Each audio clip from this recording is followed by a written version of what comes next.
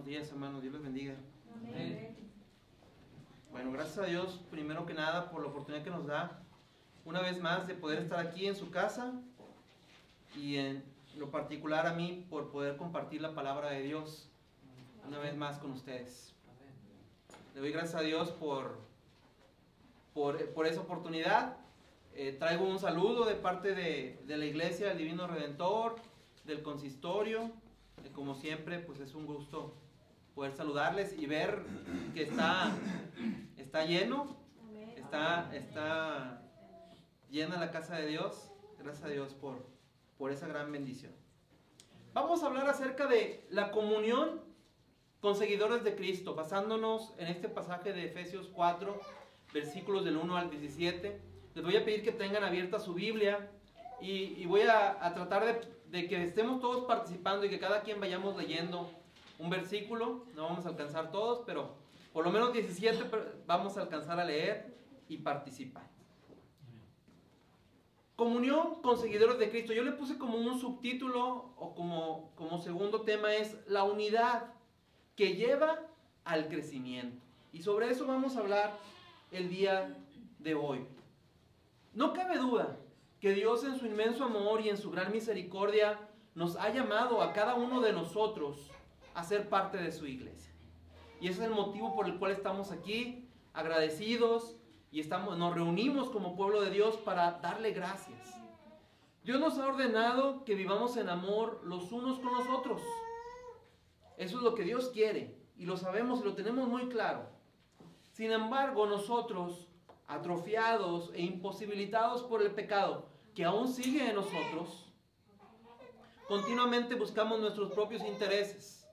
Pensamos en aquello que a nosotros nos interesa, que a nosotros nos gusta, lo que nosotros queremos, y nos olvidamos de las necesidades de los demás. Esto es una realidad, y esto lamentablemente ocasiona conflictos en nuestra relación con nuestros hermanos, entre nosotros mismos. Y lamentablemente este tipo de situaciones son mucho más comunes de lo que nos imaginamos. Dios quiere que sus hijos vivan en unidad y armonía para crecer más en su relación con Él. Eso es lo que Dios quiere. Y para ayudarnos a entender cómo estamos relacionados unos con otros.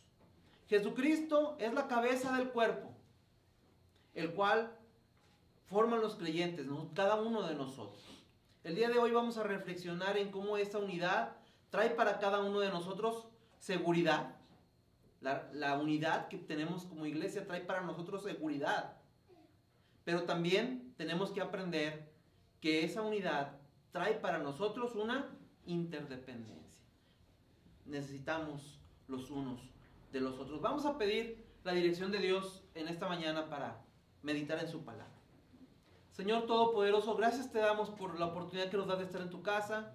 Te rogamos, Señor, que tú hables a nosotros, que tu Espíritu Santo toque nuestros corazones, Señor, que me utilices como un instrumento tuyo para poder proclamar tu voluntad y que como iglesia podamos entender lo que tú quieres de nosotros en esta mañana, Señor. Te lo pedimos en el nombre de Cristo Jesús. Amén. El pasaje Efesios 4 del 1 al 17, vamos a dividirlo en tres partes para poderlo analizar un poco mejor. La primera de ellas, los versículos del 1 al 6, para hablar sobre la unidad del cuerpo de Cristo. La unidad del cuerpo. La segunda parte, vamos a hablar acerca de la diversidad de los dones. Versículos del 7 al 12.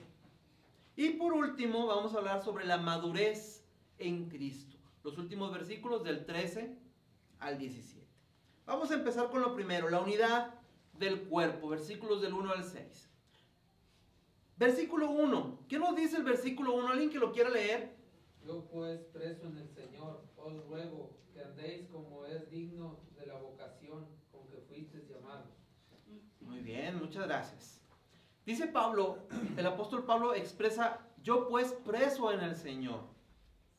Si vemos un poquito de la historia en el libro de Hechos, a través de las diferentes cartas que el apóstol Pablo escribe a las diferentes iglesias en Asia, Pablo estaba preso a causa de anunciar el evangelio de Cristo.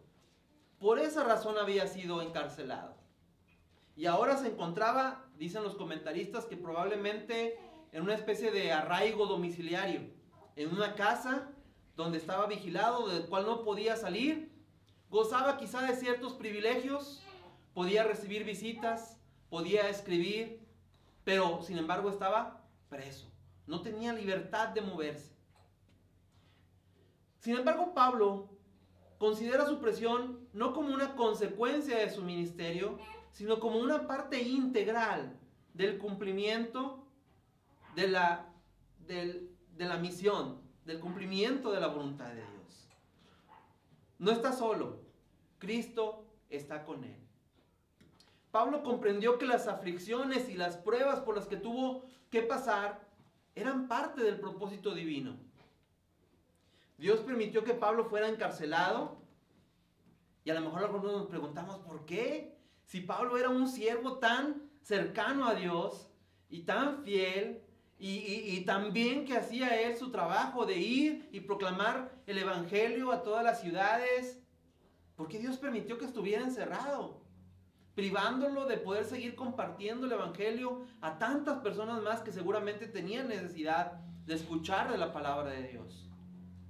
Sin embargo, si reflexionamos también un poco más, Dios permitió que Pablo fuera encarcelado, y fue ahí donde tuvo tiempo suficiente para escribir sus cartas, las cartas que hoy forman la palabra, la mayor parte del Nuevo Testamento, de la Biblia. Y gracias a eso es que hoy tenemos acceso a estas enseñanzas de nuestro Dios a través del apóstol Pablo. Seguramente si Pablo hubiera seguido predicando, hubiera seguido trabajando incansablemente en proclamar la palabra de Dios, pero por lo mismo no hubiera tenido tiempo de sentarse a escribir una carta, que es lo que hoy podemos escuchar, ¿no? Dada la madurez de Pablo y su estrecha relación con Cristo, dudo que en algún momento se haya quejado de su situación. Digo, no me lo imagino. O quizás sí, porque también es humano como cada uno de nosotros, y quizá en algún momento también llegó a pensar que todo lo que podía haber hecho por la obra de Cristo si no estuviera encarcelado. Pero Dios permitió que así fuera. Y podemos llevar esta situación del apóstol Pablo a nuestras vidas hoy en día. Quizá algunos de nosotros estamos insatisfechos con la situación que nos encontramos, que estamos en medio de alguna dificultad o de alguna prueba.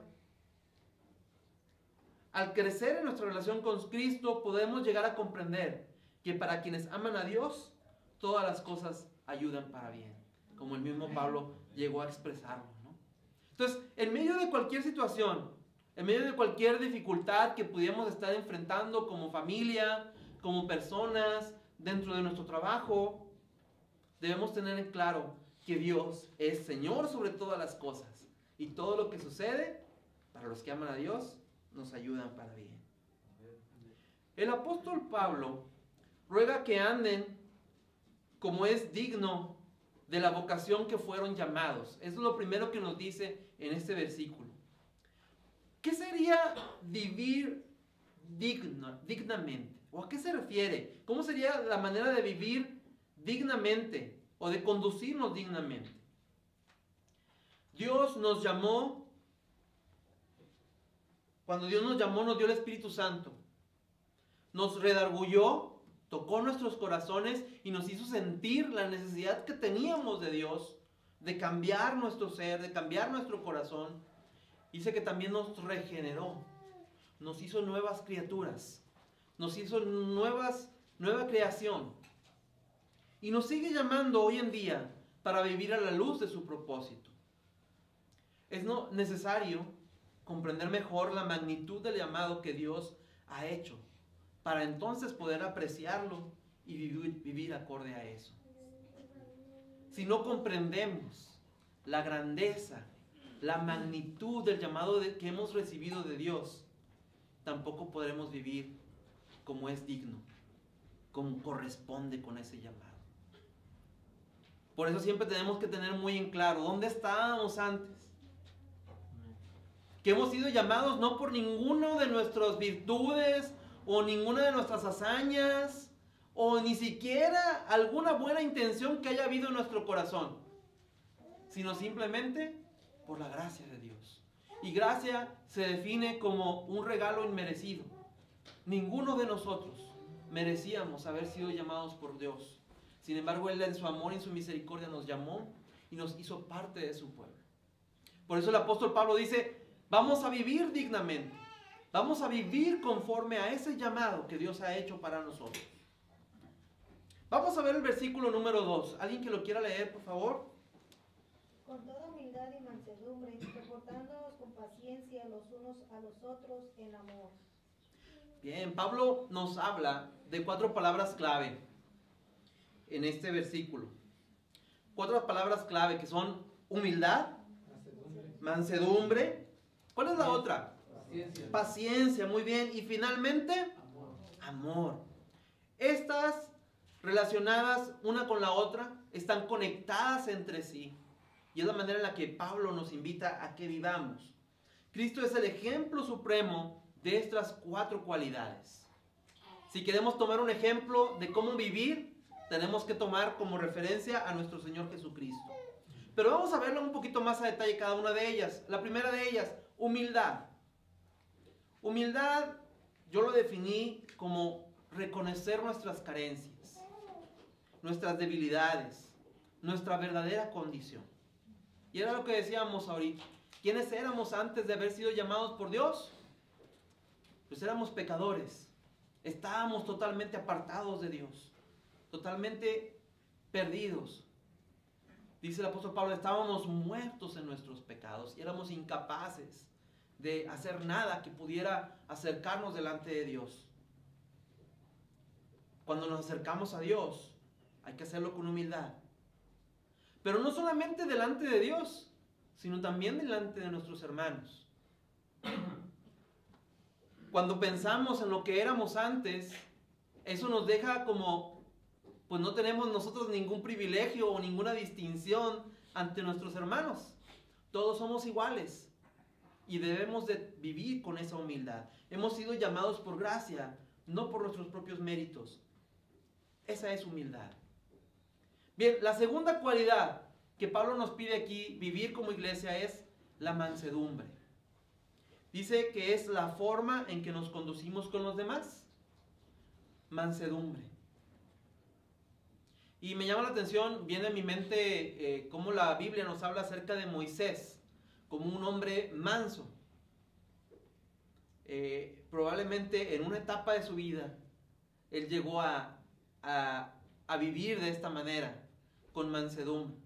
Yo creo que ya después de haber estado tan cercano a Dios por tanto tiempo, aprendió a vivir de esta manera. Y lo mismo debe pasar con nosotros. En nuestro corazón hay orgullo. En nuestro corazón hay dureza. Porque es parte de lo que el pecado ha venido a hacer en nosotros. Pero nuestra relación con Cristo día con día debemos ir creciendo y debemos ir desarrollando la mansedumbre. Es la forma en la que nos conducimos con los demás. La siguiente palabra es, dijimos, paciencia, ¿verdad? Paciencia, que es la manera en la que reaccionamos ante las diferencias que tenemos con los demás. La manera en la que reaccionamos. Y viene a mi mente, en algún momento leí en un libro acerca de cómo es, por ejemplo, un refresco. Si un refresco tú lo agitas y después lo abres, ¿qué sucede? Explota, ¿verdad? El refresco reacciona, bueno, por lo que tiene adentro, gas, ¿verdad? Reacciona ante el movimiento y explota, ¿verdad? Se tira, se derrama. Muchas veces nosotros somos así. Ante cualquier cosita que nos muevan, reaccionamos, explotamos. Si alguien nos ve feo, si alguien nos dijo una palabra de manera áspera, de manera que nosotros consideramos no amable, reaccionamos inmediatamente y no sé qué hacemos, ¿no? Gritamos, nos enojamos, de diferentes formas, ¿no? Pero ¿qué hace un bote de agua? Cuando un bote de agua tú lo agitas y luego lo abres, ¿se derrama? No se derrama, ¿verdad? no reacciona ante eso. Nosotros debemos de ser como el refresco o como el agua. Como el agua, ¿no? Cuando alguien nos haga algo, cuando alguien nos moleste, cuando debemos de reaccionar de manera paciente. Y a lo mejor no vamos a poder hacerlo en nuestras propias fuerzas, pero conforme vayamos creciendo en nuestra relación con Cristo, vamos a lograr tener esa paciencia y reaccionar ante lo que nuestros hermanos puedan decirnos o hacer de una manera más tranquila. Y para eso siempre tenemos que tener también la última palabra, amor, ¿verdad? Dios es la expresión pura del amor. Dice la Biblia, Dios es amor. Dice, y el que no ama, no conoce a Dios porque Dios es amor. También viene a mi mente lo que dice Juan y dice, ¿cómo puedes decir tú que amas a tu hermano, que amas a Dios si no amas a tu hermano? A tu hermano, a quien has visto, y a Dios que no has visto, dices que sí lo amas. Entonces, si decimos que amamos a Dios, debemos también amar a nuestro hermano. Y tantas cosas que podrían hablarse sobre el amor. El domingo pasado escuchamos sobre este tema también, ¿verdad? Que nos decía el pastor Andrés, allá en la iglesia en Bellavista. Alguien podría pensar que hablar sobre el amor es muy fácil. Hay tantas cosas que decir sobre el amor. Y a cualquiera le gusta hablar sobre el amor. Pero él nos hacía reflexionar, no es tan fácil hablar sobre esto. Porque lo que tú dices, también lo tienes que vivir. Entonces el amor es difícil de vivir. Porque es parte de nuestra naturaleza como seres humanos. De nuestra naturaleza caída. Solamente con el amor de Dios es que nosotros podemos cambiar y podemos experimentarlo y transmitirlo a nuestros hermanos. Pablo nos llama a que vivamos de esa manera, con estas 4 características o 4 virtudes: humildad, mansedumbre, paciencia y amor. Bien, no es una unidad fabricada o impuesta por los hombres, sino que es algo que surge de Dios y que nos une en el vínculo de la paz. Pablo está pensando en las iglesias locales donde el Espíritu está produciendo su fruto. En cada lugar donde se forma un grupo de cristianos, que es una iglesia local, debe de darse esa relación entre ellos. Una relación cercana. Vamos a ver el versículo 3. Solícitos en guardar la unidad del Espíritu en el vínculo de la paz. Solícitos. ¿Qué significa la palabra solícitos? Significa estar dispuestos, atentos, disponibles en todo momento para guardar esa unidad. Solícitos, estar listos.